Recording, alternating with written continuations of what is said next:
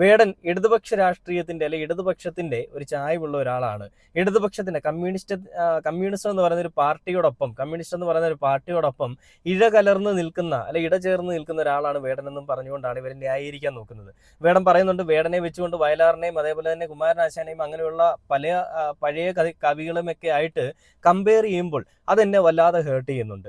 ഞാൻ മുന്നോട്ട് വെക്കുന്ന ആശയങ്ങളും ഞാൻ ഇന്നത്തെ ഒരു സമൂഹത്തിൽ നിലനിൽക്കുന്ന കൊള്ളരുതായ്മകളും വരച്ചു കാണിക്കുന്ന എൻ്റെ കലാരൂപമായിട്ടുള്ള റാപ്പിൽ കൂടി വരുമ്പോൾ അതിനെ ജാമ്പുവാന്മാരുടെ കാലത്തുള്ള ഒരു കലയുമായിട്ട് ഒരു താരതമ്യ പഠനം നടത്തിക്കൊണ്ട് എനിക്ക് എന്തിനാണ് അവാർഡ് നൽകി എന്നുള്ളൊരു ചോദ്യമായിട്ട് വരുമ്പോൾ അതെനിക്ക് വല്ലാത്ത വിഷമം ഉണ്ടാക്കുന്നു എന്നുള്ളൊരു കാര്യം തന്നെയാണ് വേടൻ പറയുന്നത്. നിലപാടിലും നിലവാരത്തിലും വ്യക്തിത്വത്തിലുമെല്ലാം ഒരൊറ്റ തന്തയ്ക്ക് പറഞ്ഞ സ്വഭാവം കാണിച്ചൊരു മനുഷ്യൻ തന്നെയാണ് വേടൻ. അത് കഞ്ചാവ് കേസിൽ പിടിച്ചപ്പോഴാണെങ്കിലും മീറ്റു ആരോപണ കേസിൽ വന്നപ്പോഴാണെങ്കിലും പെണ്ണു വിഷയങ്ങളിൽ ഇപ്പോൾ കുറെ യുവ ഡോക്ടർ എന്ന് പറയപ്പെടുന്ന പെൺകുട്ടികൾ വന്നപ്പോഴാണെങ്കിലും ഇനിയും ആ തട്ട് താട് തന്നെ ഇരിക്കും.